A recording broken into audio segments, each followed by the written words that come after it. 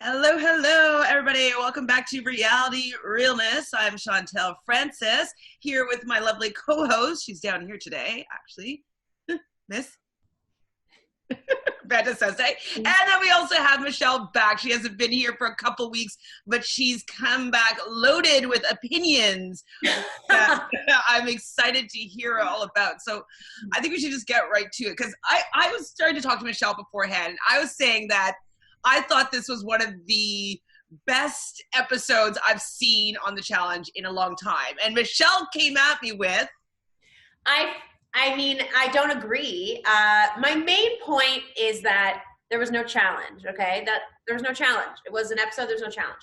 While I agree that the ending was epic, and I really did like the arc, and when I got to the end, I felt satisfied, there were so many cringe-worthy moments within the drama. Some of it was hilarious.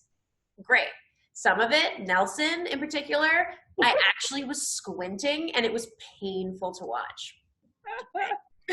No, I did wanted to ask you last week how you felt about the to be continued. So I might as well just ask you right now. Like, what's your thoughts on, to be continued? And do you guys both think that this, like, at this point when you're watching it, if it was going to reset and get back into the traditional format? Well, I think that actually it's going to be okay. I'm forgiving it because from what I've been hearing and reading, within the next 2-3 episodes, there's going to be 6 to 7 people leaving. They're going to be doing double eliminations and stuff. So I think that things are going to move really quickly and we're going to see more people gone. So it's fine to have an episode here or there that's more about the personal relationships and the drama in that way. Like, as annoying and painful as it is for us to watch Zach be that way, that, it's still, you get the triumph at the end of her, like, actually for once doing something for herself, it seems. And like, that was a really great moment. So yeah, it was still good. You know what? Like, I'll still accept it. I still like the episode, but I just wanted more of the challenge. So this episode was titled, Should I Stay or Should I Go? So episode 7. I think that it should have been titled, What Happened to the Noodles? That was they missed a huge opportunity to call it that instead. I mean, I would have enjoyed that title for sure, because it'd be like a mystery almost. But when I saw that title, I was like, oh my god! I literally had like rolled my eyes so far in the back of my head, and I was like, I really hope that this storyline will diffuse throughout this episode. Like, we're 7 episodes in. We've given out 3 skulls, 4 skulls? Like, we haven't given out any skulls. It seems like nobody's left. Like, the drama that we're having up until this point, I'm just like, it's just kind of all these relationships breaking, and it has really not that much to do with the game. And then we getting a to be continued. I was like, why are we getting a to be continued when you didn't solve, like, there's no conclusion? Like, I don't know. I was pretty irritated in the beginning of this episode. But at the end of it, I screamed, I cried in the episode, and I definitely rolled my eyes. So that's why I felt it was a pretty well-rounded episode. Those are what I want to feel in the challenge. I want to scream, I want to cry, and I want to roll my eyes. Yeah. So in that sense, that's why I was feeling that way. So it started off obviously with me kind of annoyed with the episode beginning, and then it has like Bear in confessional just talking about and gloating about the fact that he's breaking up a 4-year relationship, and that's something for him to be proud of and hold his his mask on, or I don't know, whatever guys do with getting the skins of animals. Anyway. I mean, it's classic Bear. Like, wow, we got that moment of him like standing up for Kayla in that moment where she was getting berated. It's like he's caring to a certain degree, but then he's also very problematic. Yes. Well, in this moment, he was just like totally just so egotistical, and it didn't seem like he had a care for her in the world. And like, I just find it interesting that even the editors and the producers want to show him that badly in that light. I mean, I guess now that we know what the arc is of the episode, like, I think it was to paint him really horribly so he can have his like, I'm a hero moment. Yeah. like, I was so just frustrated. I was like, I like you, Bear. I kind of find your antics sometimes amusing, but I felt like this was just kind of nasty because, like, this is somebody's real life. There is somebody that's not there that's going to be watching this that's going to be really hurt. Like, regardless of whether him and Kayla had a great relationship or not, like, it kind of is really shitty if somebody doesn't take you into consideration with your feelings and your relationship with your girlfriend. So I just thought it was a pretty shitty moment, and I didn't enjoy seeing that side of Bear. What about you, Fanta? I don't know. I kind of struggled in this episode. Like, I do agree with that, but also at the same time, it's like Kayla did mention, like, oh, I wasn't, like, I'm in a long-term relationship with somebody and it's kind of moving towards marriage and I'm not. But that was down the line, though, and like I think that's was presented in that particular moment. We didn't have that information, and we still didn't even have that information from spoilers outside of the game. Like that was the first time I heard that part of the narrative was like an hour in, you know? Yeah, I don't know. I just, like, I do think it's shitty. I just think it's shitty on, like, both ends of it. Yeah. Like, I don't know. I just find myself, like, petering out on being invested in Kayla. That storyline, for sure. So, at this moment, I was like, oh, yeah, we're in the middle of an episode. Because, like, I didn't even know what was going on. I was like, okay, so we're just started, like, when they don't have it in a complete, like, nice little bow for me, like, I just get confused with what I'm watching. I'm like, where am I? Like, what's happened? Like, there's no beginning, middle, and end. So it's just kind of like, I know they want to have suspense and want you to tune back in next week like we're watching a soap opera, but, like, there was no suspense, and it was just kind of like someone cut it in the middle and was like, okay, come back and watch the second half tomorrow, which is basically what it was. It was like an episode and a half, not a to be continued. Yeah. There's no cliffhanger to be resumed at all. Kind of like, oh, okay, we're starting this. Yeah, I mean, I'm really hoping that it doesn't continue this way, because I personally I like the beginning, middle, and end. I like stories. I like stories told in a traditional format. We were talking last week, Michelle, about, like, you know, I love movies like Memento that kind of plays with the format, but still gets back to the ending. You know what I mean? Like, you absolutely mess around with it, but, like, I need to have, like, as a storyteller, I read a lot of scripts, I read a lot of books. Like, I like beginning, middle, and end. I like concise stories, and so this really annoyed me in the beginning. Just so you would be okay with a Memento themed challenge episode? Of course, like, just bits and pieces and have to solve the puzzle. That should be the episode with the noodles.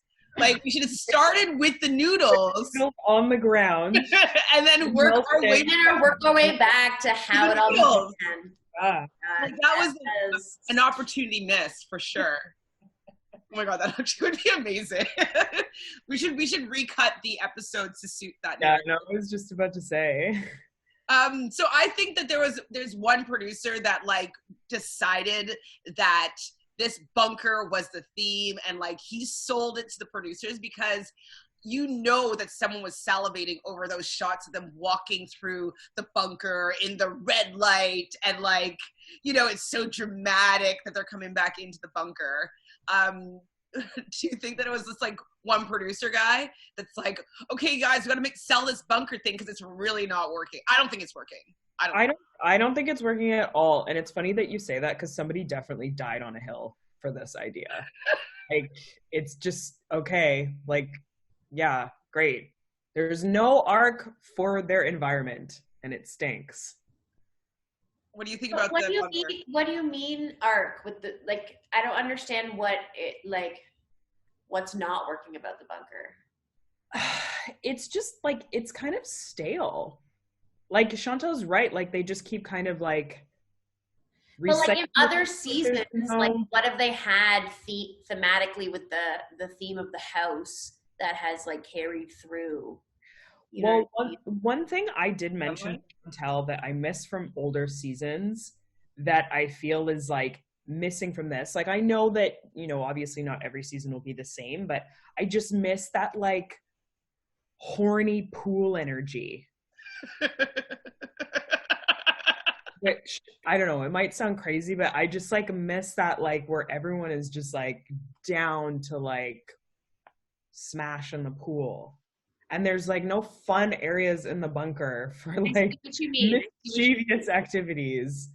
Like it's just everyone's going crazy and there's soap in lockers. Well, and like I see what you're saying with like the arc too. Like, you know, sometimes the pool area is kind of splashy and people are with pool noodles and jumping in and cannonballing and, you know, skinny dipping or whatever. And then sometimes two people are just kind of creeping around in the corner and having like a silent moment like in the pool area. And you know, like that sound though when there's a pool around, it's kind of echoey. Like I think that I understand what you mean by the arc, that there's no depth in environment, there's no depth in sound, there's no depth in like how people are interacting. People are not sitting by the pool or around the pool or outside or going on a walk. Like I don't know, there's just no variety in the environment. And so it's just, I can see what you mean by it being kind of stale, but I like your horny pool energy that you're missing. That's pretty amazing. Mm-hmm. I want to, I think. What's that? What season are you watching right now for you to get all that pool energy? I was rewatching Dirty 30.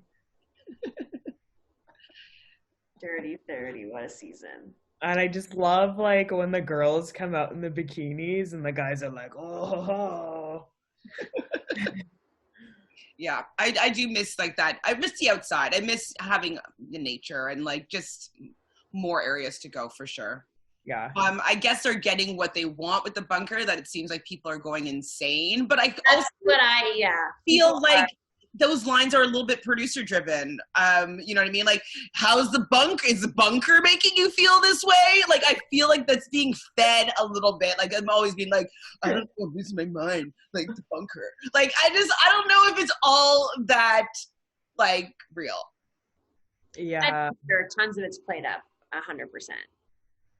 So at this point, Jordan is thinking that Jenna is going to put herself in elimination. And I was just like, I really hope that it doesn't go down this way, but he really wants Tori to go in there and get her red skull, and Tori thinks that she's going to be going up against Jenna and that she's going to be a layup, and that Jenna's basically going to give Tori the red skull. Now, do you think that as Tori being this big competitor and she's just like, I'm so tough, like I can take anybody, do you think that's a good look for her to want to go and get this layup, or do you think it's a better game move? Honestly, I respected the decision because just the way it all played out, I really think that she recognized that there's a chance she could lose against anybody, but that if she was going to have to go in anyway, she might as well just be brave and do it now and just like decide she's going to do it, and whatever happens, happens. And strategically, obviously, you want to go against someone who you think you have a higher chance of beating. I don't think there's anything wrong with that, because she also recognizes that Jenna or whoever is still like a good competitor. So I don't know. I didn't hate the look on her, personally. Did you care, Fanta? I didn't really think there was like a look to be had, I guess, because I know that like later, like people were kind of like knocking her for that, and I was just kind of like, I don't understand. Like you're like Michelle's saying, like you have to think about it strategically. Like that's why That's why it made so, Nelson so annoying. Like, oh yeah. Oh, well, we'll be getting there, I'm sure. We're gonna probably spend too much time on that little scenario. So the next comes up is like the Holy Trinity chat, and they're kind of talking about Jenna maybe wanting to go in and get her red skull, and then Nani brings up something quite strategic, and I was like, I was impressed at this moment when she was saying that maybe it was time for them to throw in Jenny, for Jenny to be the one that takes out Tori, since Tori's so gung-ho about going in, like at least a strong competitor is going to be going out for sure. And I was really like, yeah. That's smart strategy. Exactly. Yeah. Weaponize these people that are like, they shouldn't have a free ride to the final just because they got a red skull week 1 or 2.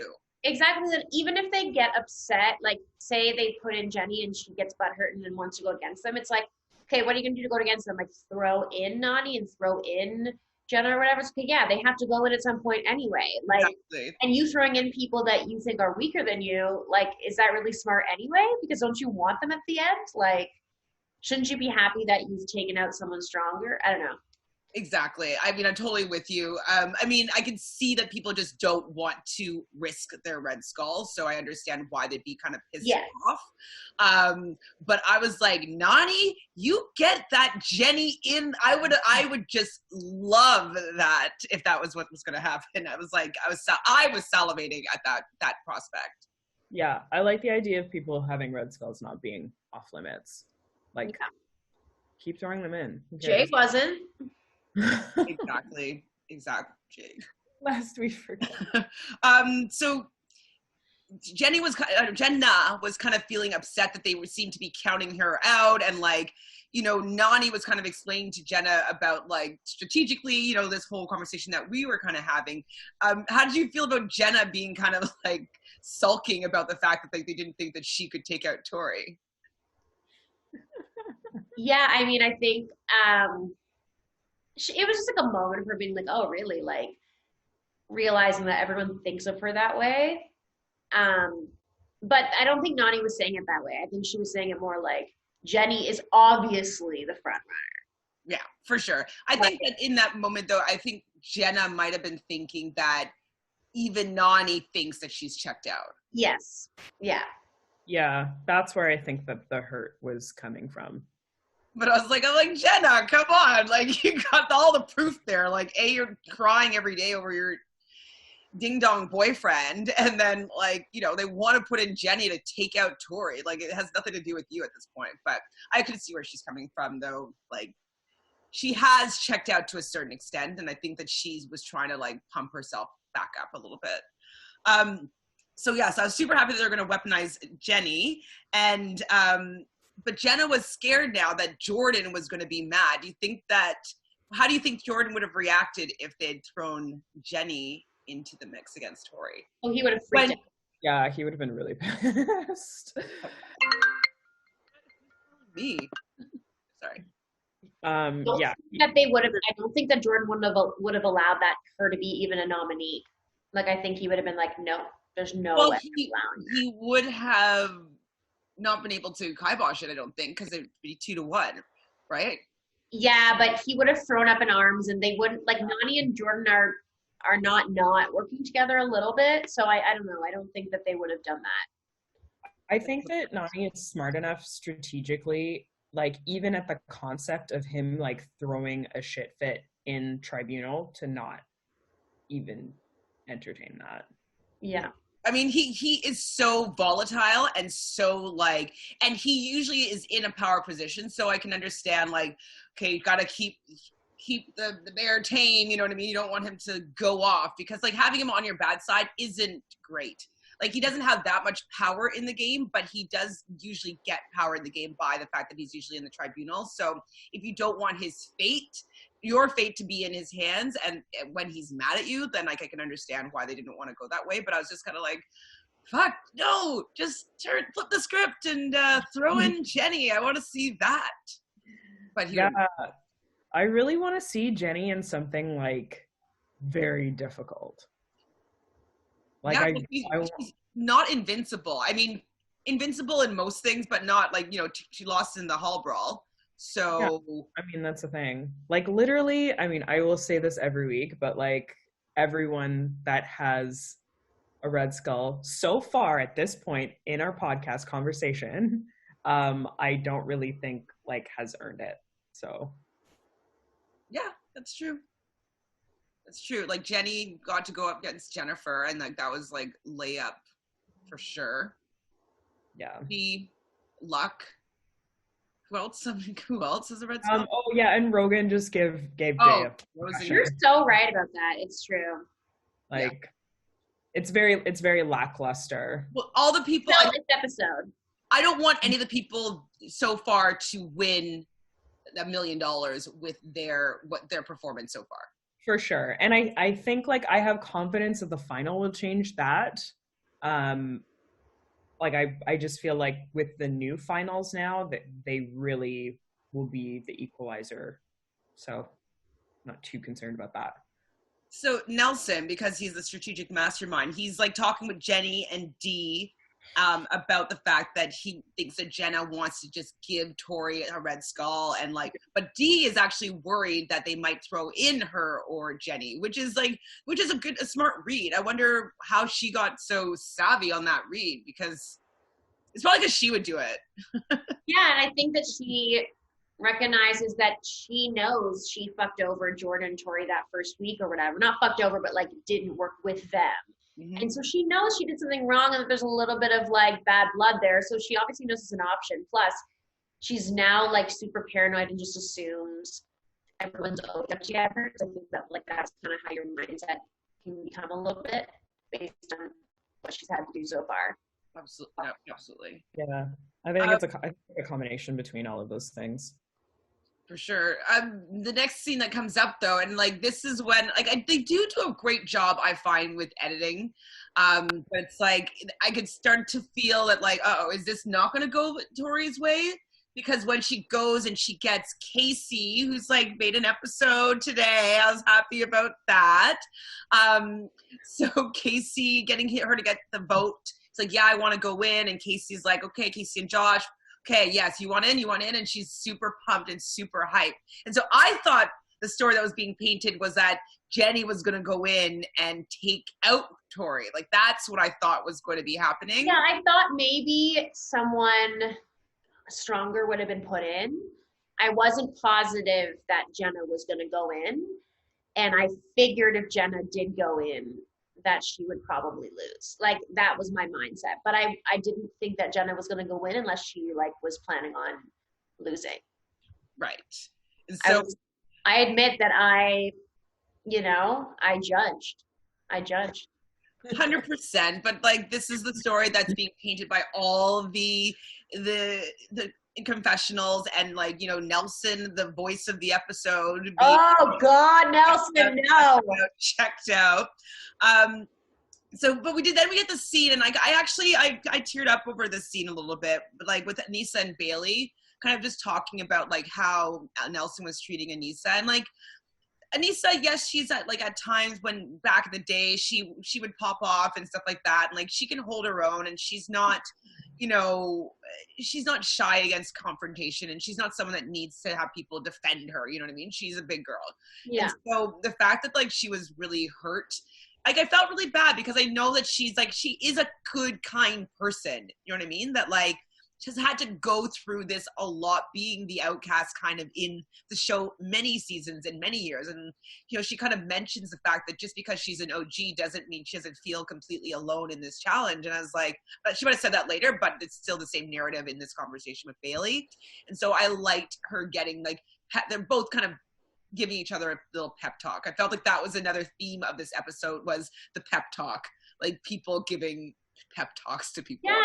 And Bailey, like, as much as she bothers me, like she's an interesting person, because she's like so hot-headed that is like, I recognize that I need to be nicer to people to get further.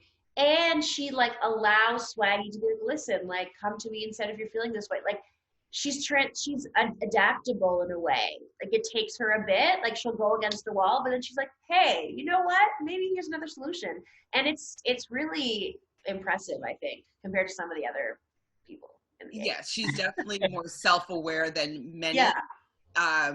And I think that, it's a sense of maturity and emotional intelligence to a certain extent. Like she needs to kind of learn how to not pop off, but the fact that she knows when she does it, how to fix the situation. She doesn't necessarily let it continue, doesn't make it be this long-term beef. She realizes that it's not best for her game long-term to have that be a running theme.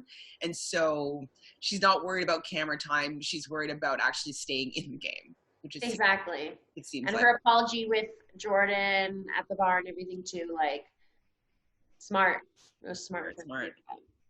So the Holy Trinity is talking to Bananas, Kyle. Who else was there? Someone else might have been there. And so they were just talking about I thought it was actually really funny when basically Jenna was like, yeah, like I don't want to go in if it's a puzzle and I don't want to go in if it's a hall brawl. And Wes is like, okay, so you don't want to go in if it's a puzzle or if it's physical. And she's like, yeah. Like basically she doesn't want to go in at all, which was what Exactly. Wes was alluding to. It was like so on brand for Jenna to say that. Like you're like, yeah, okay, Jenna. I thought it was definitely Jenna style. She even laughed at herself in that moment. Like, she doesn't take herself too seriously. She knows what she puts out there. She knows that she's not that bright all the time. And so I thought it was a cute moment, just kind of showing her relationship with the people in the house and how well she knows how she is in the house, which I thought was cute. Yeah. So we start off the deliberation session with Tori, and just like the writing on the walls coming here, like being like, I want everyone to vote for me. Like, I want to go in and get my Red Skull. And I was like, oh boy, you don't show this stuff as an editor unless it's not going to go the way it was planned. Like, you're right. Yeah. It's the fake out. Like, of course it's the fake out. But I didn't realize how good of a fake out it was going to be. Like how much of a battle it really was. Like that elimination was so amazing because I love eliminations where you're actually not against each other, where you're each doing something different. And it's just like endurance and strength and you have to be smart and strategic about the way you do the thing. And Jenna just like did the thing the right way. And I'm just flabbergasted at why Tori was doing the elimination the way she was for the first like 3/4 of it. It makes no sense to me. But yeah. So Tori was like, now or never, baby. She wants to go in, wants to get the skull. And Nelson decides to take it as an opportunity for him to apologize to Miss Anissa, which she graciously accepted this apology. And how did it even flip now to literally all he said, he made some side comment about, well, anyway, I apologize to Anissa. By the way, Tori's only throwing herself in because she knows that Jenna's checked out. So this is in front of everyone. Kayla steps in and just be like, as her best friend, that's actually not, you don't actually know if she's for sure checked out or not. Like, you don't know her life. And he's like, blah, blah, blah, starts going off on her, being like, fix your relationship. Yeah. Which I find, I mean, first of all, like, Nelson is such hot trash. Like, yeah. I feel like he just has to keep perpetuating this thing because no one is, like, kind of backing him up to be like, yeah, Nelson, like, you're right. Jenna, like, this is going to be easy for Tori. Like, don't give Tori props for this, blah, blah, blah. Side note, double standard. Nobody, like, really did that for Rogan. But anyway, that's none of my business, I guess. And then there's, like, so yeah, and then him like going off on Kayla like about like her relationship, like, yeah, A, that's none of his business. And B, didn't you go on Dr. Phil with Angela to like, I don't know, pour more gasoline on your dumpster fire of a relationship? Like, I don't think that you should be the first one like talking to people about how they should deal with their relationships. Well, and also, what does that have to do with the challenge? Like, is it because, I'm actually asking, did they have something and he's jealous that she never chose him, or like she was never into him, or was he into her and she never went in that direction? She went for Corey. What is it? Because I think he has this against every woman. Like, he did this to Anissa too. Like, he just starts popping off and he's not using his brain, and he just actually is so degrading to women. Like, I actually think there's something there that thinks that women who sleep around are less than, or any woman is less than. Like, I think he's just that way. From what I know about him, he's very promiscuous and he's not non-committal. Like, but he's hypocritical. Yeah. Like, it's like you always point out the faults in others that you find in yourself. So it's just this it's like this really stupid like double standard. And I think that while he was attacking Kayla, it was a funny thing because it was like nobody is siding with Nelson at all, and he's kind of like realizing it. So he's like, okay, I'm just gonna switch gears and I'm just gonna like hit a low blow and like, okay, look at me now. And everyone's like, dude, like, stop. No, is that low blow, was that based in any sort of truth? Because it seemed as though Kayla made a little bit of a smirk face, like covering up like an embarrassed smirk. It seemed like something about it might have been true. About her like in the porta potty. I don't know. Regardless, it doesn't matter though. No, it doesn't matter, but I'm just wondering if like why he would just bring that up, something like that up. Like I think he was making a wild assumption because they made out for a bit in the bathroom area, and then Bear came out or whatever. Oh, I think like he was assuming like he didn't actually fuck him at that point. Like I don't think. Okay, so that makes sense because they did have it in the washroom, but it wasn't actually a porta potty. Once again, jump into conclusions.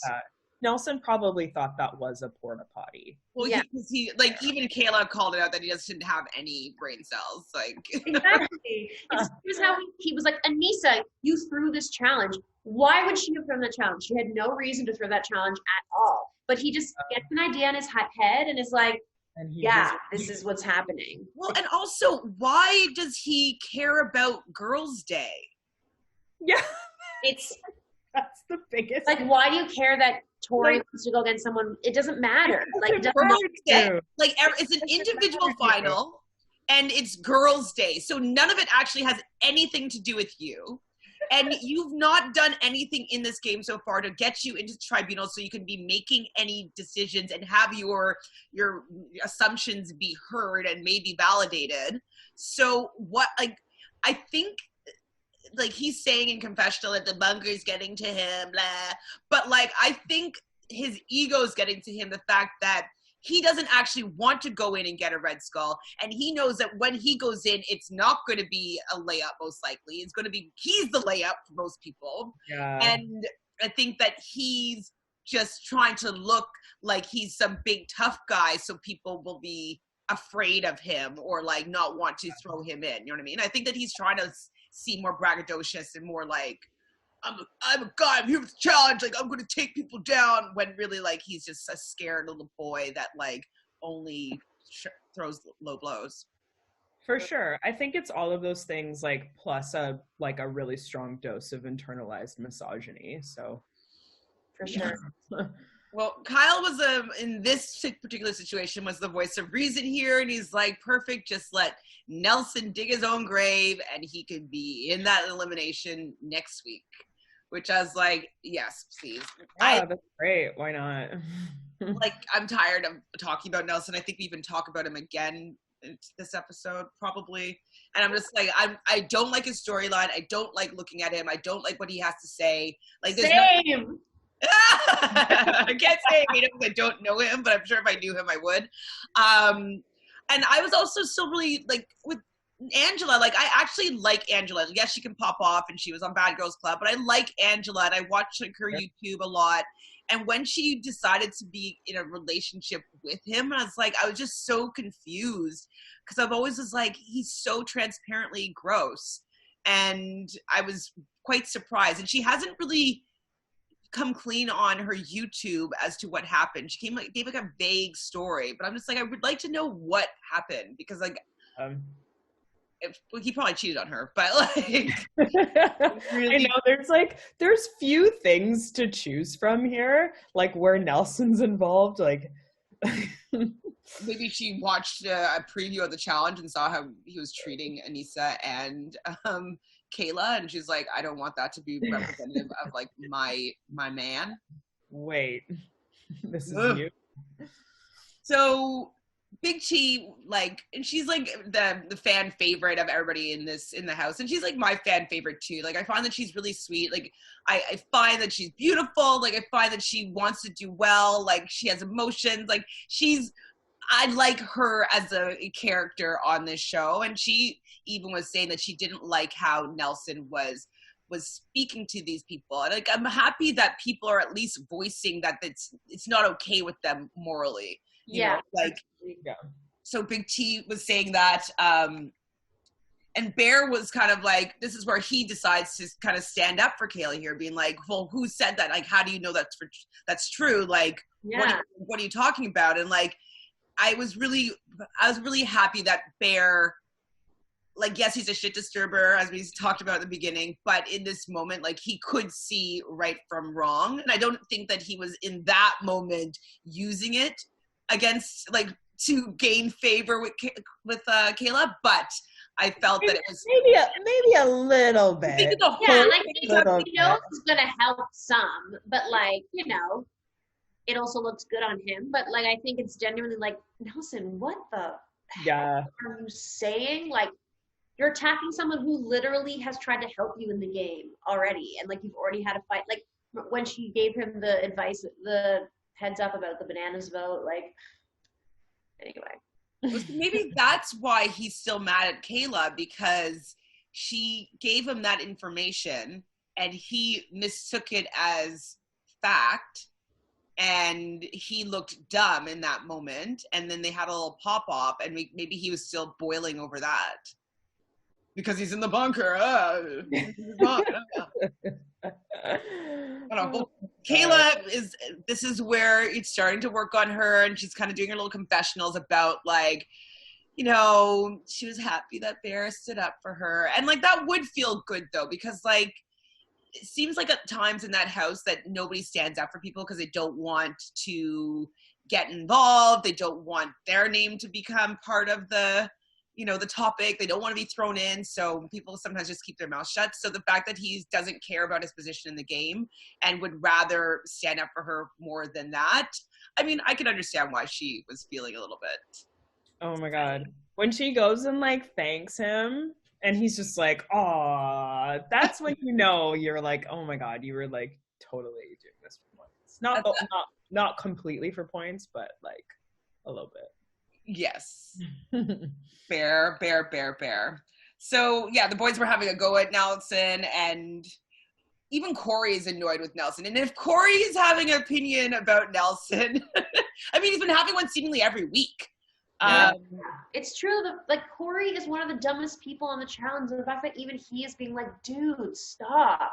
And like, this is bad for your game and mine. And like, the fact that Corey is talking sense just tells you how low we've sunk to with Nelson. Like, Nelson is just. He's awful. I really hope that next week is his day to please. Great. Bye. Like, because like the fact that he cares so much about these girls' skulls, it just is so confusing to me. And like, he hasn't been performing well. So like, I don't get why he cares so much about everybody else's performance levels when he hasn't been doing well. Like, I would want to be like, I'm just going to cower in the corner because I sucked this season. But no, he decides to be like pop-off king. So this is when Kayla goes and thanks Bear. And like, they have their little hug. And I was like, and this is where we find out the information about her not feeling 100% in her relationship. And do you think that that was the truth, or do you think that that's what she surmises to make herself not look as shitty? I think it's a combination because, you know, she's been away from her guy for a while too. Like, you know, I think, yeah, maybe those things are true. Maybe she didn't recognize it at first. Maybe she didn't know. And after she's thought about it, she's like, well, obviously if I'm attracted to the other guy, like there's something amiss. I don't know. Actually, I just think that like if you're in a relationship and like you're 100, like you just wouldn't have entertained it. Yeah, for me personally, like if I'm dating somebody, like I don't have eyes for anybody. Like I'm just like tunnel vision, like heart's going in one direction, like nothing can penetrate that. So you know, I can understand that that's where the opening was for Bear, was the fact that like she didn't have this like, I don't know, chastity belt fortress on her heart. Like, I don't know whatever you want to describe it, but there was an opening, there was a crack in the relationship, and Bear was able to get in there. And I guess maybe their fighting beforehand was because Kayla didn't want to let him go in there. But, you know, I guess the fact that it happened is indicative of their relationship, and it was not going to be able to go in that direction, I guess. Yeah. Especially for being in a relationship for I think that like 3-4 years. Like that's pretty, you know, like you think about like all the other people on the challenge who are in relationships and like that is just like would never be entertained. Yeah. But then, like, they show a clip of them, like, canoodling on the bed. And I was like, whoa, it just went from, like, hug to canoodle? Yeah.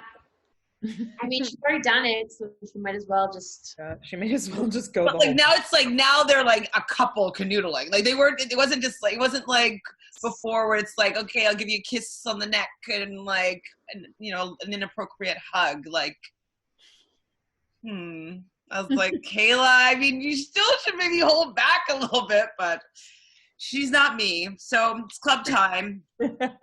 Club time. I do live for club time. The club is called Hanger. Pardon? I think the club is called Hanger. I think about you every time the club scene comes up. And I was looking at the name of it, but I only saw like beer, wine, spirits or something like on the awning. I didn't see the actual name. And I was like, I just got this link to work. I'm not going to try to rewind it and watch it from earlier. I'm obsessed with the club scenes. I'm obsessed. And in this one was a good club night. First we see Melissa with her arm around Anissa and a little bit like Kyle being like, I'll kiss Wes if you two kiss. So I wonder if that might be a thing. Like most British people are quite open-minded or sexually fluid, we'll say. And so I would like to see a little canoodling happening with Melissa and Anissa. I didn't know that British people were... Well, the British people on this show in particular, I would say, for sure. I was like, did I miss this? Is this a thing? Well, I mean, I watch a lot of British reality shows, so I've seen most Big Brothers. Like, I've seen the Big Brother that Bear was on. And like I've seen all the Love Islands, I've seen all the X on the Beaches out there, and so they're definitely more like open-minded gender-wise. So the guys are always hugging each other, they're always kissing, they're always like showing each other naked. Like they're not as reserved, we'll say, even male to male or female to female, hetero, etc.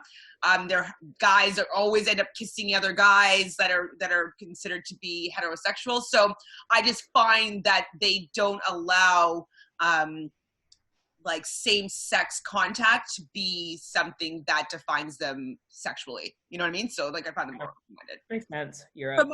Just from what I've seen on air. When in Europe? Well, I guess. Well, exactly. I mean, that's why I like British people better. They're just more open-minded. Aren't they ever? So yeah, so did you notice the canoodling there with those two? I did. I mean, Melissa's been very quiet this season, so I was hoping for something in this club scene. You got some. She's also pregnant in this season.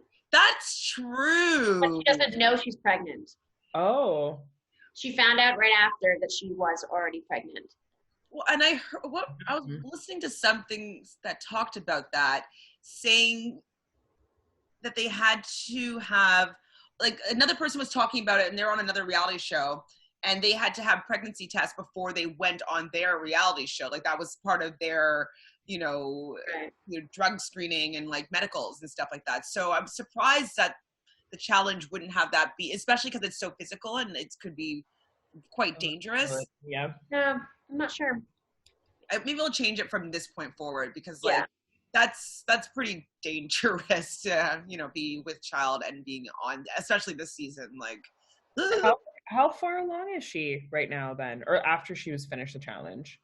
I don't remember the exact timeline, but she's had the baby now, though, correct? Now, yeah.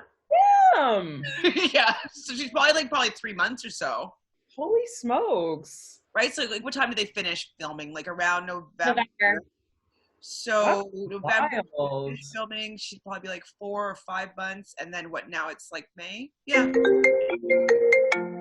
Sorry, I don't know who that is. Hopefully not CRA.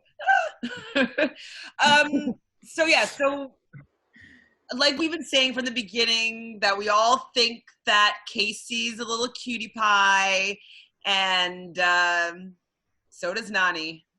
Nani's a little tipsy. Oh, Tipsy this Nani. makes me Pardon? sorry, I was just so like nervous. Like I had to like do a lap around my living room during this. Well, why so? How so? Why so? Just because like, well, like first I was like, oh, like I didn't know that Nani. I mean, I guess she like has made out with like girls like in like previous seasons, but like I didn't know that that was something that she would like entertain. But then like yeah, Casey like also had a girl, so I was just like, no, but I was also kind of like, yeah, Right? Well, it's kind of like, isn't straight girls or like, you know, like the holy mecca, like that's like so I was worried that Casey might be swayed because Nani, I think, she's beautiful. She definitely loves getting in there and canoodling. She loves that little drunken smooch. And so I was worried that Casey might just fall into that. And so I didn't do a lap around the living room, but I was sweating. I was nervous, yeah, that she was going to give in, but also I would have been here for it. exactly. We're all bad people. I just want Casey to have fun. I know. I wish Casey wasn't in a relationship, so then that this thing could have been a storyline that I would want to ship. You know? Yeah. I just like, I want there to just be like more gay love in the challenge. I feel like that's what's lacking. Yeah, it hasn't happened in a long time. When was the last time? I feel like all the Nicole and Laurel and like all that. I really like, I shut that out of my memory just because Nicole like really repulses me. I hate Nicole. Yeah. Like, ugh. And I was like, because I've always like had a crush on Laurel, and I was like really disappointed that like when she finally like decided to date a girl, it was Nicole. It was so sad. Well, yeah. Especially because I find that Nicole's so transparent. Yeah. Like, she's just, I think, really insecure. And Kent and I have talked about it a little bit, that she doesn't like how Nicole tends to be kind of a predator, that like her actions are like actually very questionable with how she kind of gets women and kind of gets them in her lair. Like, it's a little bit, if a man were to do that to a woman, it would not be okay. And so at times, not all the time, I'm not calling you out on anything, it's just questionable actions. And so the fact that Laurel, who I think is smart, was able to be drawn into this web of like Nicole, it's just, yeah. And she was on X on the Beach, Peak of Love this season, and was it Peak of, yeah, and hate it. Watch that? I did. Did Michelle, did you watch it? I watched the part with them on it, but I didn't watch the whole thing. Did you abandon ship after that? Oh, for sure. I don't care about anyone who isn't Laurel, like, on those shows. I mean, I love Adore Delano. Oh, of course I do like Adore, yeah. But it's just that kind of drama without the competition in the same way isn't as appealing to me. Yeah, that's very true. It's a bit much. I don't like the drama part. I do like just seeing some of these characters. Like, yeah. I don't like Farah, but like I do like what's her name? Aubrey. Like, you know what I mean? Like, there's different people that like I don't mind seeing a little bit. But I hate fights and yelling without any payoff in any sort of way at all. Before the big blow up happens, though, with Anissa starts like voicing the fact that, you know, she sees Nani over there. But then we have the scene that we briefly talked about with Bailey kind of pulling up her big girl panties and going and talking to Jordan and kind of just apologizing and kind of saying where she was coming from. And what I like about Jordan is that he is, to a certain extent, like, respectful, and in moments he does hear reason. I don't know if it's because it came from Bailey specifically and how she did it, but, you know, he was like, I would never do that. I did try my hardest, like, you know, and they were able to squash it. And I thought that was also a red herring for them throwing in Jenny and seeing if he was going to either pop off or take it on the chin. So I wrote down red herring, and like that's what I really was thinking was going on. What do you guys feel about in that moment? I really liked that conversation. I liked how Bailey like went to Jordan and like wasn't like, I'm so sorry. Like she was like, this is where I'm coming from. Like I'm talking to you. I'm being mature. I'm also like being strong. Like this is how I felt. This is why I reacted that way. And I love that Jordan was like, okay, I see how you felt, but this is where I was at. Like it was just like a very like adult conversation. And like I do like I have been fluctuating with the way that I feel about Bailey, but I do like how she doesn't like back down, especially like against men. And I was glad that they were able to squash it.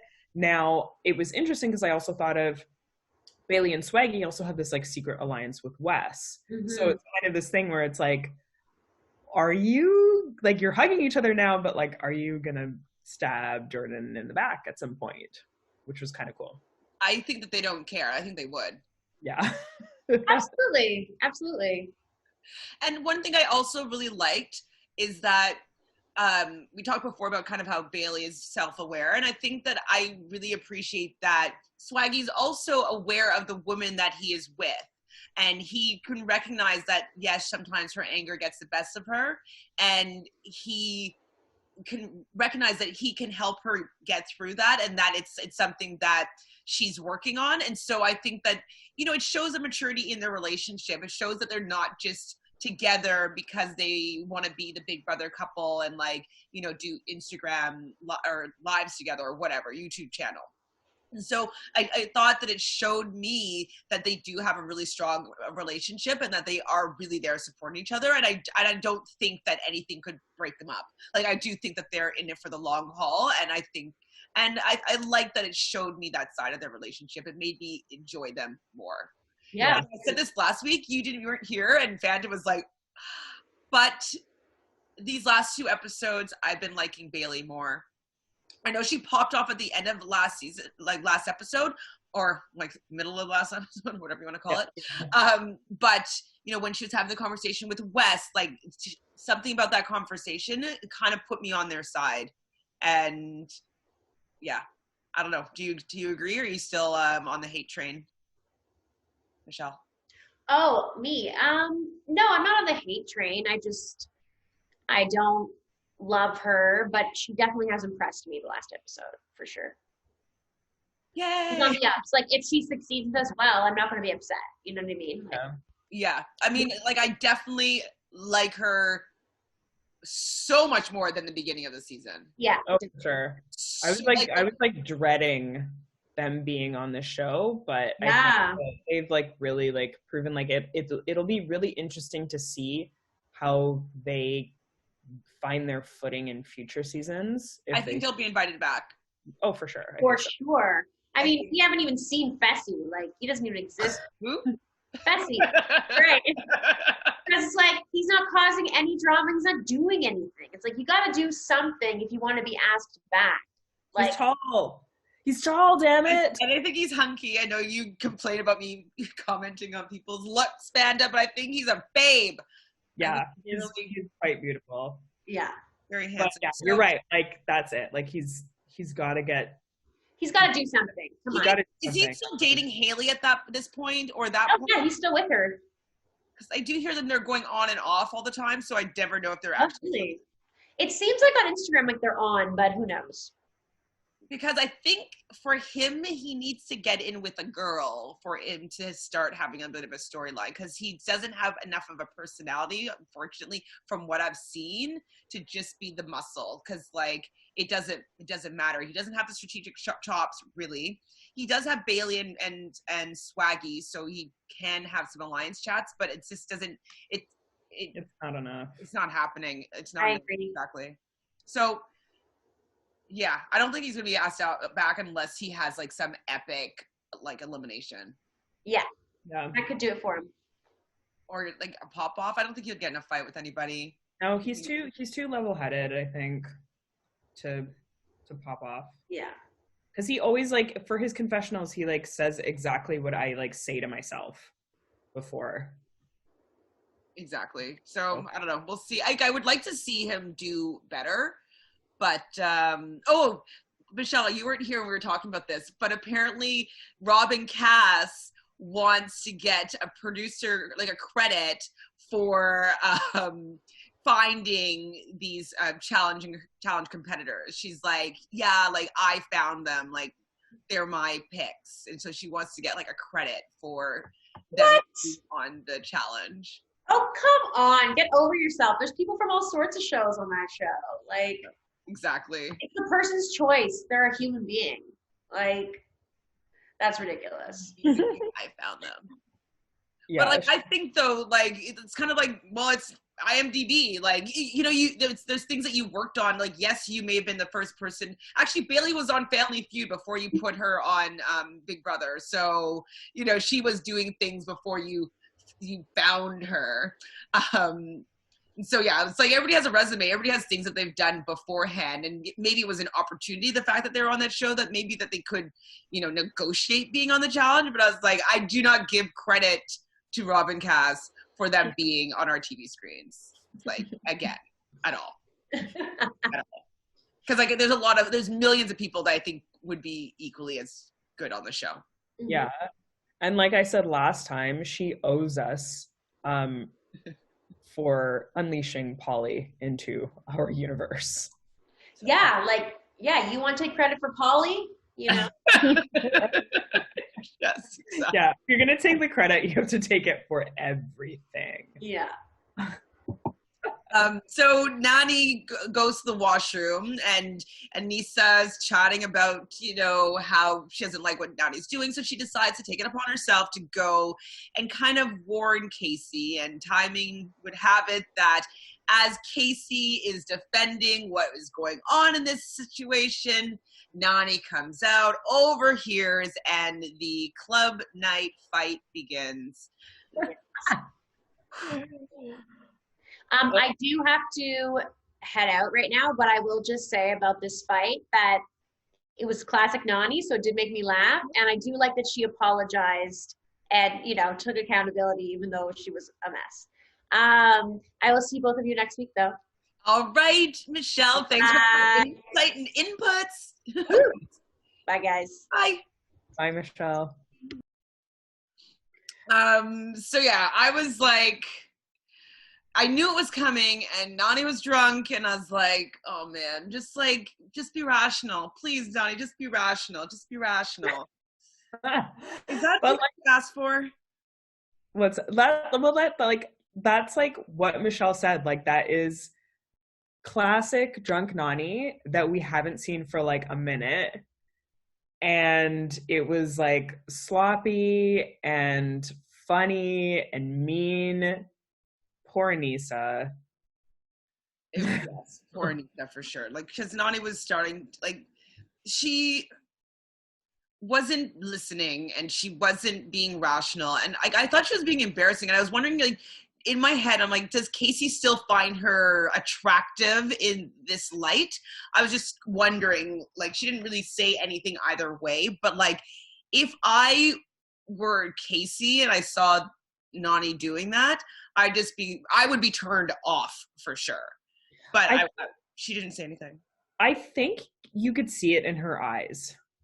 I think that like when Anissa came over and was like started talking to her, and then Nani came back, then you can kind of see like Casey like go, oh yeah, this is not a good look. Like, because Casey was also kind of drunk too, but I think Casey was also just like, oh yeah, okay. If there was ever just like a sliver of this maybe happening, like, okay, I'm glad this happened because. Well, I mean, I don't. Nani's pretty persuasive, like, so I don't know. I can see it. I could see Nani being relentless and like a little kiss happens or something like that. But I'm not wishing upon it to happen, but I wouldn't be surprised if it did, unfortunately. So Fessy says, though, he thinks that Nani's on a power trip, and I didn't actually think about it this way. Did you agree with that? I didn't think about it that way either. I mean, I don't think so. Because I feel like there would have been like other evidence like everywhere else.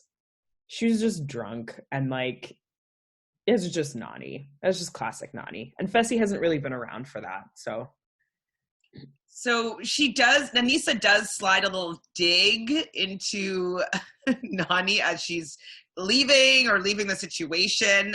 What did she say? You really have to take the trash factor down. Oh yeah. Oh, I mean, and that is something like I think obviously it's like a really shitty thing, and like that would really like hit home for anybody, but I think like especially for Nani, like given her like past and everything, that was something that like really struck a nerve. absolutely. I mean, because I'm sure she feels that way about herself sometimes. So the fact that, Anissa used it to go there, I was surprised that Anissa did that. I was surprised because usually, I mean, I guess Anissa's probably a little bit drunk as well. So she just wanted to dig it where it hurts, especially because Anissa does say things about like their friends in real life and they talk to each other on the phone like every day or like have conversations every day, however medium they use. And I was surprised that Nani went there as well, like allowed it to blow up that big. Because I've never had a fight with my friend. I've never had a drunk fight with my friend, I don't think. Yeah, I don't know. I think about that because like if any of my friends like ever came to me, like if I was in that situation and I was drunk and they were like, "Hey, like you're gonna get out of here," I'd be like, "Oh, yes, I do." Would leave, which yes, that's happened a million times before. Not in like a relationship way, but yeah, I don't know how it's interesting how that happens. Like these people have been friends for over a decade. So yeah, it's kind of interesting. But I guess like the Oracle and Prophet Nelson said, the bunker is making people crazy.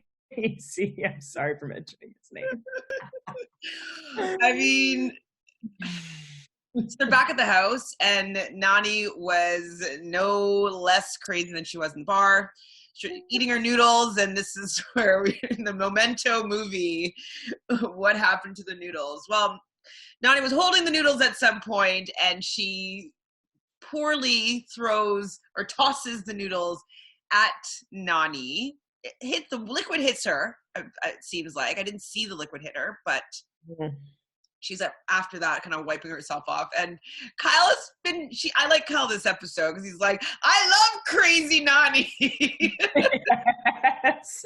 I know. I'm glad he said that because I was like, us too. We all love drunk crazy Nani. Like that's what we tune in for. I haven't seen her like that in a while. I mean, she did come that whole fight with Ashley and Maddie. She kind of came running around the corner with her little 2 cents. So got a little snippet, but like we haven't seen. It's different. It's a different Nani. Yeah, like that's pop off Nani, which you can always count on. You will always get, and then you got like drunk sloppy Nani that will throw shit. And you don't always get that. So yeah, it's like I don't remember the last time. Somebody can you put all the clips of Nani like either popping off or like throwing shit and having a drunken sloppy fit? I would like to see like a whole progression, like all the seasons. Like that would be a good little movie. Yeah, starting Real World Las Vegas. I'm here for it. Oh my god, maybe I should just rewatch that. I've been hankering to rewatch that season. It is the best. Wait, no, that's the second best. That's the second Vegas, correct? Yeah, that's the second Vegas. The first one was the best, but the second one was really good, though. Yeah, the second one was awesome. The third one was not so good. I don't remember who was even on the third one. Kayla was on the third one with now Ammo and the really racist girl. I don't remember the racist girl. Seriously, that was I like don't the remember whole who scene. she is. Like I remember I don't remember her name, but I remember her being very god awful. And then there was what was that guy's name? He was like he joked that he was like a carny. He had like really long hair. His name's sort of like B or I don't something. know. I was saying Sebastian, but that's Survivor. Yeah. Yeah. See, I can't third remember. one. I kind of, is that Sylvia's season or no? No. No. No, Sylvia was like explosions. Right, with Corey and Ashley. Brutal. Anyways, those are all confusing. That's when things started getting messy with the real world, and like they're bringing in all these people, and like I just want my 7 strangers living in a house where you don't know anybody, but you have to live together, work together, and Yeah. Oh my god, it did get messy. With explosions, I was like, why do this? They ruined. They ruined it. Please, all my reality TV gods, please just go back to the basics. Just stop tampering. Oh my god. Like you got it good. It's good. I that's why nobody watched. Well, you don't even do it anymore because you lost the formula. It worked for 30 something seasons and then you changed the formula. And I don't want to watch the real world. And so what now it's like streaming online? Something like that. I mean I might watch it because I'm junkie, but they've tampered with everything. Like Survivor, Big Brother. Survivor. I mean, I loved, this is a whole big aside, sorry guys, but like I loved this past season of Survivor, but I don't ever love trinkets and advantages and doodads and like I just want a clean game, be a challenge. You can have one idol that you find fine on each beach, like if you need to have, a variable, fine, but I don't need the boat steal. I don't need the idol nullifier. I don't need the extortion. I don't need the steal a vote if I didn't say that already. I don't need the leave tribal. I don't need all of that. Yeah. For me to be enjoying the game. Yeah, strategy is king, and they've really strayed so far from that. But that's the thing that is so interesting, watching regular ass people go into a situation and manipulate each other for money. That is more than enough for me. I love that. You just love the concept of it, and that's why we all started watching it in the first place, because you're like, oh my god, like I could do that. Like how would I fare if I did that? That's exactly it. And I've been wanting to go on both Survivor and Big Brother because I love strategy. I love seeing if me as a person can be the chess piece that is able to dominate the game, like win the game. What I bring to the table is enough. And that is exactly echoing what you're saying. It's like being enough to be able to win. And so with these trinkets and doodads, it takes it out of me being the author of my own fate here and me being able to maneuver the situation and being able to work with people and make bonds and connections to further me into the game. And instead makes it about who's lucky enough to find something that is going to be able to basically blindside somebody. Blindside is fine when it's just strategic, but blindside with an idol or with some sort of trinket, like I'm not here for it. I was saying this to a friend of mine. I played card games like, asshole or president or whatever you call it. Like some people want to put 2s and 3s that 1-2 trumps 2 of a kind and 1-3 trumps all or whatever rules you want to play. Joker takes the whole pile, like all these things. And I'm like, how about we just play the game just as is and see how you play? Yeah. You know what I mean? Like I was like, oh, like I can't play this because this person might have a 2, and like I have to be careful that this person doesn't want to put. You know what I mean? I'm just like, I don't want to be strategizing around twists. Yeah, I agree, and I think that a product of what happens with that is you get winners of these games that aren't really deserving. Like you watch certain seasons of things, and like just to use this as an example, like season of Survivor where Wendell won, and you just like you watch this and you have such build up, and then the person who has been like crafting the narrative like the entire time and has been like putting in work like doesn't win, and it just doesn't make sense. Like it just explodes the climax, and it just, you're kind of like, what did I just watch for the last few months? And I think that this is what the challenge is trying to fix in this season, is like making people be more deserving. But I also still enjoy the strategy in the challenge, and that's why I'm always like team bets, because like they usually have a strategy, and there seems to be more like luck stuff kind of involved now. So I'm obviously I'm loving this season of the challenge so far, but I'm like, I don't know if this Red Skull twist has fixed this for me. Yeah, I know. This is kind of something that we've been saying for a while, and I agree, because you still have this thing where people are like still like cowering in the back, which on one end of things, I do think that that's going to be remedied pretty soon, and people will like have learned their lesson of, okay, like next season, if they do have the Red Skull twist, which I do think they should maintain that, maybe, I don't know. But yeah, it turns it into a different strategy, but it is interesting to see like people are not really working with it the way that it's intended. Yeah, because I think that we've discussed many times, but I think factoring in the stipend that they're probably getting is one thing. And I guess knowing that they have to go in eventually, they want to kind of stay as long as possible at this point, instead of like risking losing money earlier. And so, so I don't know how they can really remedy it.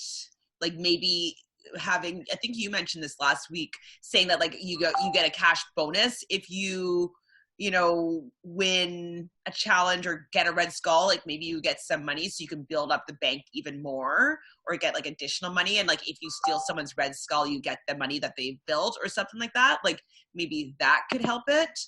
But I think I wish they would go, like I wish they would bring back some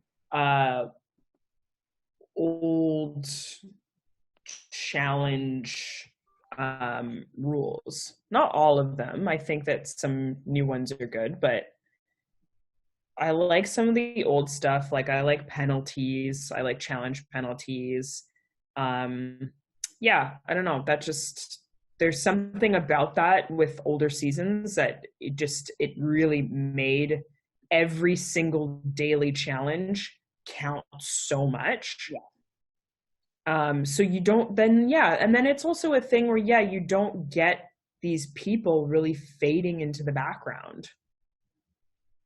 Yeah, I think, yeah, that would help, and bounties would help. Like, so like, if you win a Red Skull, you get an additional 100 grand. Like, I don't know, whatever. Like you're playing for more, like you get to play for a bigger piece of the pie. Like make that valuable. So if you steal someone's Red Skull, you also get the bonus that they've made for getting their own Red Skull. I don't know. Yeah, but I remember that, and that was really good. Exactly. Like what I've always liked when you had to build up the prize money as well. And I also always like when there's multiple tiers in the top 3. I don't like one person taking it all, because like I think getting to the final up until this season has always been pretty challenging to get there for most people. And so if you're in the top 3, I think that everybody should get a piece of the $1 million. Like the fact that Ashley took home a full $1 million, when I mentioned before, like Darrell, his first win, like he won 3 times and he didn't even make like 100 grand with the first 2. I know. And Ashley like won for walking over some warm rocks.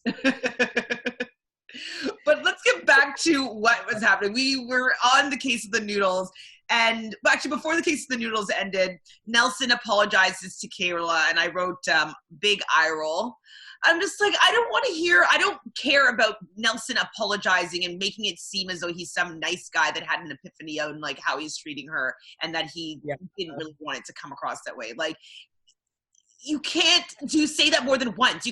That's one time you can do that. Once. Yeah. I think once. Yeah, I agree. And I think, first of all, calling it an apology was a stretch. He's, oh, yeah, I mean, like, like, I don't mean to say that. I'm like, whatever. And it was so great because, like, Kayla was like, This is like the fourth or fifth time that he's like apologized, so like I'm not really taking this seriously. It's like, he's such a freaking loser. such a ding dong.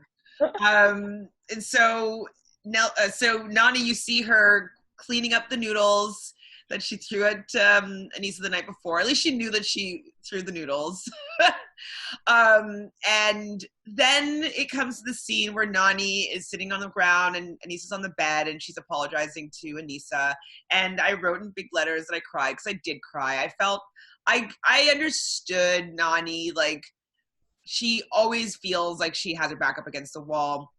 She always feels as though she has to fight really hard, and she did fight against a friend. And I do respect that Nani realizes that it took a lot of humility for Anissa to forgive her in that moment, and Anissa didn't have to forgive her because like Nani was gross enough for her to say like, I'm never talking to you again. For sure. So I respected the fact that Nani realized that Anissa didn't need to forgive her, you know? Yeah, that was very mature. There was a point though in the fight the night before that that Jenna said, oh, this happens all the time when Nani gets any power, that she doesn't know how to deal with it. So it echoed the whole thing that Fessy was saying, which I thought was interesting. And so maybe the power of like that, maybe it did really affect her, and she knew she was untouchable at that point, so she just could like let loose. Yeah. No, yeah, that's right. I totally forgot about that. And I mean, obviously Jenna would know better than anybody. Wow, Fessy's like quite observant. He's tall, he's observant. He's taken. So in the tribunal deliberation, so Nani decides against Jenny, not wanting to make an enemy out of Jordan. So I was like, oh, womp womp. Okay. I mean, it is probably better for a game. I really just wanted that to happen because I just don't like these newbies coming in there with their like 3 people that have been on less than 3 seasons, and you know, they all have red skulls and they're taking it away from people that like I want to see win the money, you know? Like I don't want any of them to win the money, and especially Rogan and Dee who just won last season, and I didn't want them to win that either. So Nani decides against Jenny. Dee, Kayla, and Big T is what they kind of all went on. And I was like, yes, Dee! Get Dee in there! Yeah, Dee! And so I thought that this was going to be the moment because they are assuming that because last week was a puzzle, or last time was a puzzle type thing, that this week would be something sort of physical. So Tori was game something being physical. She thinks she's going to probably be going against Jenna, and then they put in Dee. And I remember from one of the previews that like you see Dee in a hall brawl type situation. So I was like, oh, Dee against Tori, that'd be amazing. Yeah. So I was all here for it. Obviously when Tori comes in, Tori wants to go. But Dee comes in with her like stink face, and like she's so pissed at Jordan. She's so petulant. Like just comes in there like just so pissed. Like I cannot stand her this season. Like I don't know. It's just so crazy to see her arc has just, or not arc, because this is the opposite of an arc. But yeah, it's just such a rotten attitude. Rotten. So when Dee was like I was wondering, like, did Dee really think that she could just coast to the end? Like, that nobody was going to touch her now that she has her red skull? Like, she didn't do an elimination that was so like, oh my God, she's untouchable. And she really thinks she's like, me and Jenny are the strongest girls in the house. Like, of course, like, I don't think she's the strongest girl in the house. I think that the the purgatory that she had wasn't as challenging as they could have been. I don't think she would have done as well as either Jenny or Tori in that elimination that they both end up doing. And so the fact that she thinks she's so strong is just like, to me, it's eye roll of this, another eye roll. Oh, yeah, just rolling them right out of your head. So they also picked Kayla, and I was surprised they picked Kayla. I mean, I know that they wanted to give their friend an opportunity to go in if she wants to, so I understand why that is. But, Tori's pretty strong, so I would probably be a little bit hesitant about wanting to go up against Tori. But she was thankful for the opportunity, that if it was something she felt that she could do well in. She was kind of suggesting climbing type things and stuff she's good at, that maybe she'd want to be considered to go in. But Jordan warned her, and it's like, but you know who's down there, right? And I'm like, Tori's great, but like, come on. Yeah. Foreshadowing. And then poor little Big T. Oh, and then Big T was just like, I understand. It feels like people are against you when they put you in that situation. And she doesn't know anybody that well. And it's her second season, but she wasn't there for that long, the first one. And, she just started crying. And like, the tribunal really likes her. Like, they didn't want her to be upset, but I felt bad. And then another time this episode when Corey surprised me and I liked him is after he gives her a little pep talk and kind of cheers her up, which I thought was really sweet. Yeah, that was really sweet. I love Big T, and everybody does, but I also just like, I want her to like be strong, and like, even if she goes in and like loses, she has like, I'm just kind of like, you have to go in at some point. Yeah. Like it's been, this is episode 7 now.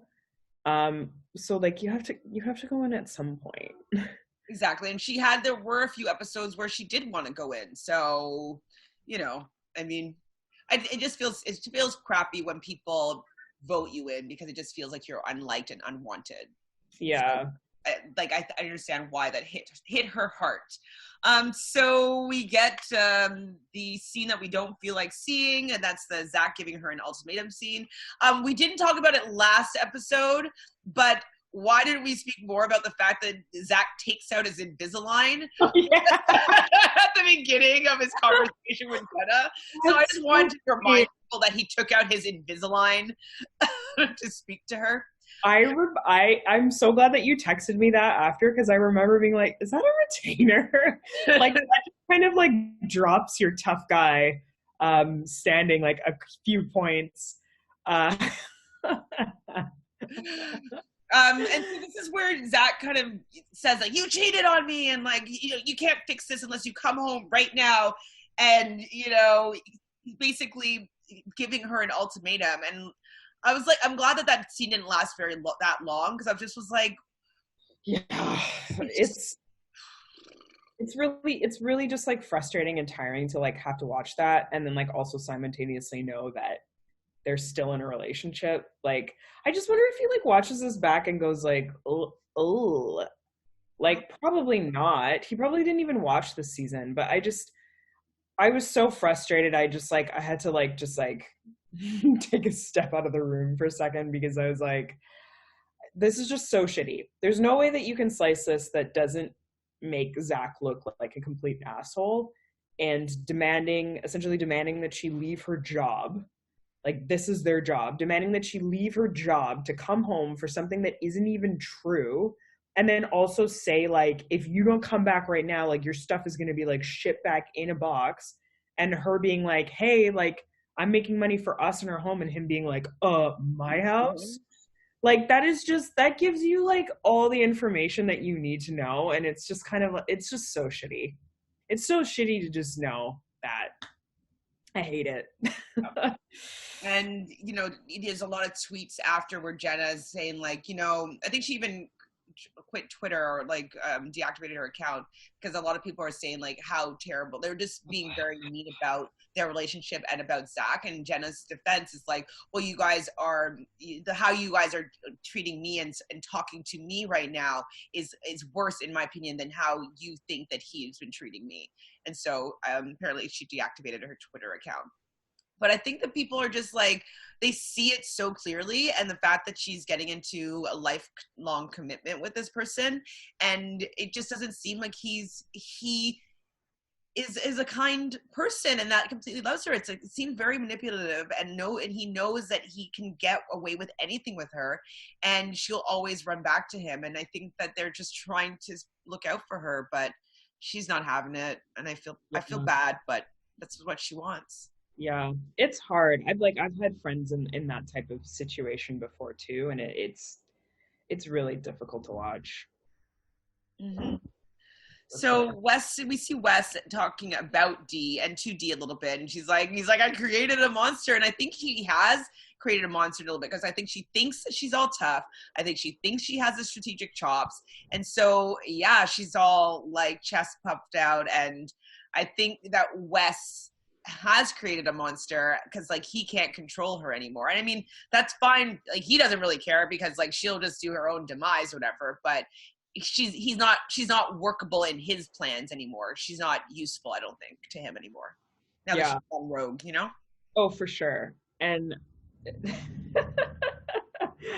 I just like it has really like unraveled out of control, and I honestly like I cannot wait until she goes home. Me too. I don't think she can run the final. It just doesn't seem like in what they've shown us in this season. I don't think it's a possibility. I don't think so either. I hope it means that for Rogan as well. That would just make my dream.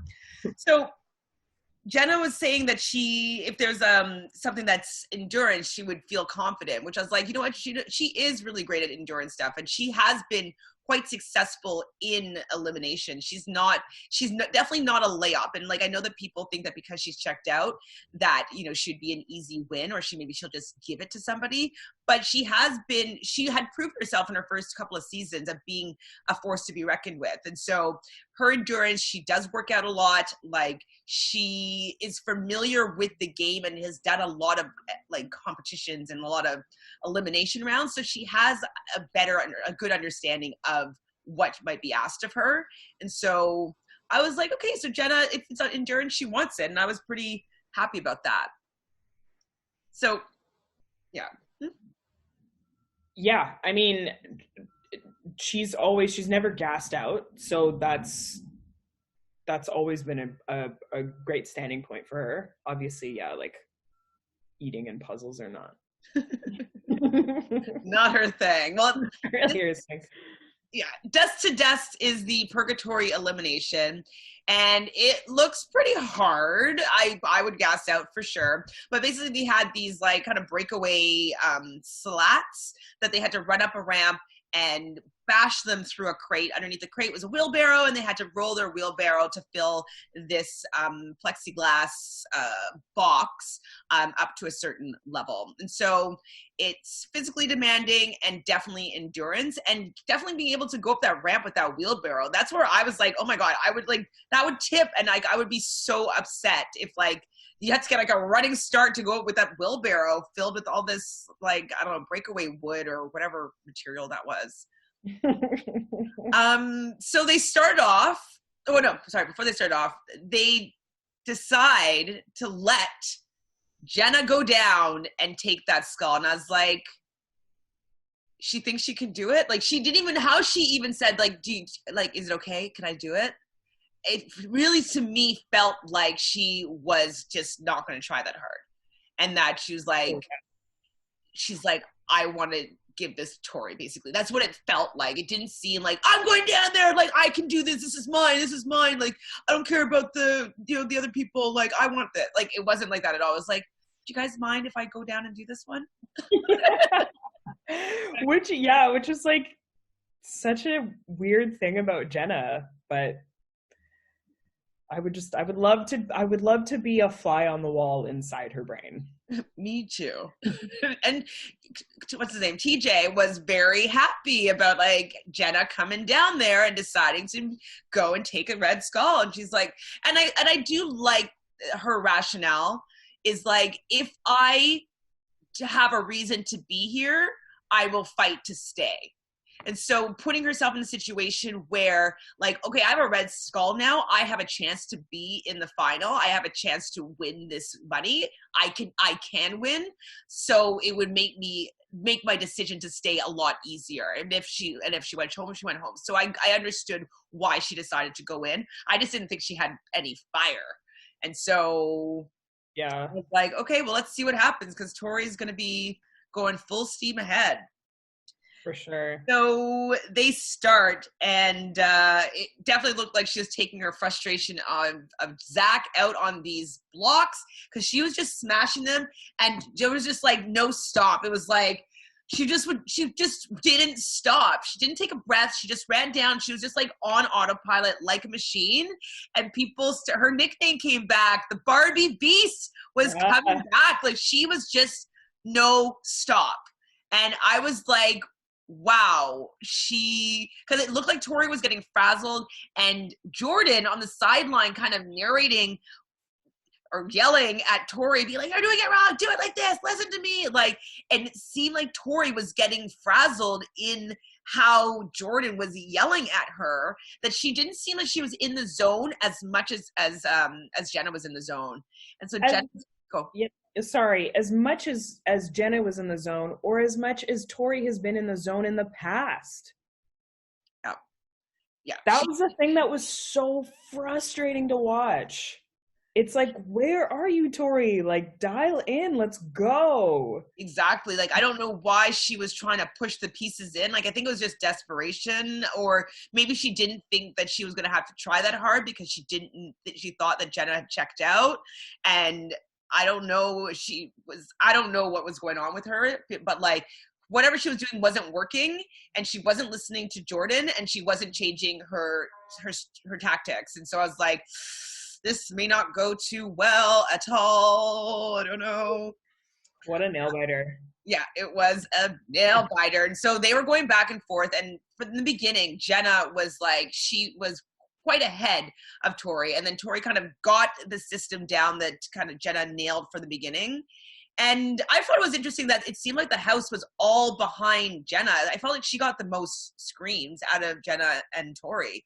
I was surprised by that. Like, obviously I know West does not want Tori to come back, because like that's better for him, is to have Jordan be weakened. But I felt like more people were just like cheering for Jenna. Do you think that it was just because they thought she checked out and then she's coming back to Beast? Yeah, I think that I do agree with that. I think that people were like, yeah, like, good for you for like deciding to like go in and do this. And then also when they saw, like, as soon as they saw her just like smashing it, then they were like, oh, she's in now. I just got goosebumps. Yeah. It really was though. And like, I felt that like, we love those arcs. We love seeing people like get their strength. Like, I feel like she was just like taking back her power in that relationship. Like, I'm not going to allow you to make me want to go home. Like, I'm coming here to do a job, and I'm going to get this job done. And I really liked that she had that ferocity came out. Like, she didn't seem like, she wasn't like, you know, a rabid dog and be like crazy, but like, she was so zoned in that it was like, I thought it was pretty epic personally. Oh yeah, for sure. So I was so nervous. At this editing, I was like nail biting. My hands were sweating. I was like, oh my God. Oh my God. Oh, like the whole like end of it. The last two trips, I was freaking out. And then there's a commercial break. And I was like, are you kidding me? Like, I didn't want Tori to win. I'm sorry, Tori. I didn't want you to win. I wanted Jenna to win so badly. Jordan was freaking out. Like, it was like down to the last second, and you see the wheelbarrow go up, and I wasn't sure if in the end it was Tori, if she got there fast enough, and then you could see Jenna's face putting it in, and then TJ blowing the horn, and I was like, what the fuck? I was shocked. I couldn't believe it. Like, that editing was like crazy, first off. But yeah, it was so close. Like, had Tori not decided to just put the little pegs in the holes at the end, like in the start, I mean, But she may have gassed out though, because She may have gassed out, but if anyone was checked out, it was Tori. It's yeah. just so interesting, like how everyone had been like, and that is how the editing has been like. Jenna's checked out. Jenna's checked out, but it was like, and I think that she just thought that Jenna was going to be a layup, and so I think that she wasn't in it. She wasn't going against someone that she thought was going to possibly beat her. And exactly. So I think it's kind of like CT. Like, he didn't think that there was any way that Jay was possibly. So he was just like, just his dial was just down just a little bit less than like he needed it to be. If CT was turned up just a little bit, if Tori was turned up just a little bit, they both would have probably come out on top. But they really underestimated their opponent, and they allowed Jenna to win. Like, she allowed herself to win she psyched herself out basically by not taking her as a competitor being serious in that moment. And I 100% agree. And it was kind of bittersweet for me because like I love Tori and I also love Jenna. But at the same time, it's just been really interesting watching Tori. Like, I feel like her last season versus this season is like night and day, to be completely honest. And last season she was so fierce, like she just went in there, like would never ever entertain the possibility of like, oh, this person's a layup, like whatever. And I don't know, it was kind of like I was expecting more from her this season, and I was really disappointed with the outcome. Yeah. I mean, I wanted Tori to do better for sure, but yeah, it wasn't her season to win at all. Yeah. So Jordan was freaking out like about the fact she was leaving, and she was just like, "Don't be mad at me. Don't be mean to me right now. Like, I'm sorry." And then she started giving Jordan a pep talk, being like, still do this, keep your head up high, like don't blow up on people, like just kind of giving him all the words of wisdom. And then Tori feels like she let Jordan down, and I feel like that sucks because like letting someone else down is a lot harder, especially in those kind of dynamics. And so I felt for Tori for sure. Like, she was kind of tearing up, and you could feel like the emotion inside of her as well. I did love though that Jenna, like, it's making me cry. That Jenna, when she hugs Tori and she's like, "Can you please just tell Zach that like I'm doing this for us, and like just let him know what's going on, and that I didn't cheat on him." And like I really was proud of her for wanting to stay there, and it's great for her to send Tori to maybe just be like, no, she didn't do this. She's staying there for the money, not because she's guilty or whatever. And like, I know that Tori is really great at doing, like, she'll be able to buffer that situation, but there's something about that moment that really made me emotional. Yeah, it was a really sad moment because it's such a good sportsmanship moment, and then also there's that, but also at the same time, I don't know, it was kind of bittersweet for me because I was like, yeah, like I know that Tori is gonna go and do that, but also at the same time, like Zach is such an asshole that like he's not, like, I don't know, who knows what ended up happening. Like, they're obviously still together in real life, but I just like, it just made me just feel like, oh, like it just made me feel for Jenna, because I was just like, you just deserve so much better, and like you're fighting for your relationship, and it's just not fair that like you're being accused of something that like likely did not happen. And like I felt just like at the end of the episode, like it was a good elimination, because like those are the kinds of eliminations you want the nail biters, and you want at the very end to just be like, oh my god. But I just felt sad for both of them. Yeah 100%. So that was pretty much it I thought it was a pretty epic episode. Now we're back seemingly on track with having the purgatory at the end of the episode. Thank you. Like, this is how you button up an episode, is by having an ending. But it kind of shows us that Corey is coming for Jordan now. And so I was like, okay, good. So Jordan's going to be seemingly the underdog now. It seems like everybody's going to be out for blood with Jordan, especially now that he doesn't have Tori there kind of calming him down and kind of keeping him sane. So I feel like he's going to be going in often. I feel like people can get behind that. I think Nelson's going to go in often as well. And it looks like there's going to be a purge. So Let's cut some of this dead weight. I'm into it. Mama loves a purge. Woo! Love purges. Very excited about that. It's time. Yes. So I'm really excited for what we're going to be talking about next week. But that's kind of all I've got for today in my tank. I feel like we kind of went through a lot. Yeah, so you can find me at Reality Realness with 3 S's or at ShanFranFran. You can find Fanta at Fanta Sesay, Twitter, Instagram. Say hello. Perfect. Please subscribe right down below. Hit that like button if you like this video. Ring that bell so every week we can be in your inbox with a new episode of The Challenge Total Madness. I hope you guys are all having a great day. Take care, guys. Chantele is. Of course.